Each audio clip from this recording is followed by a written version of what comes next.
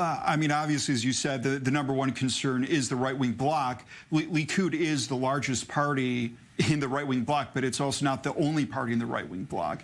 The party that I represent, Yamina Chadash, our job is to try to go ahead and pick up and scoop up a lot of the voters that are sort of votes that were left on the ground. I mean, if we look back to the April election, if Saar wins, it's bad for Likud, but good for the right-wing bloc overall. It's a way of strengthening the bloc for some of the other right-wing parties. So those polls are interesting. What it showed is that the Bayit Yehudi, the Jewish Home, some of the more smaller parties that were not passing the threshold, that suddenly they pass the threshold because Likud drops, and a lot of that support goes to these other parties. If somehow the smaller parties are able to get together and create a joint bloc like they did in April, I think that concern is no longer there. And that's really the big difference in terms of the blocs that we saw between Netanyahu and Saar.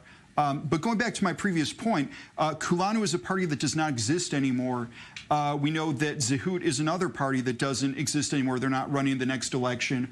Gesher, which at the time we thought was a right-wing party, ended up joining the Labor Party. We had Gal Hirsch's party, which joined Likud. The problem with Kulanu, Gesher, Kulanu, Zehut, and Gal Hirsch going ahead and merging and joining up with Likud in the September election is their voter base didn't go with them. There are people who are in the right-wing bloc.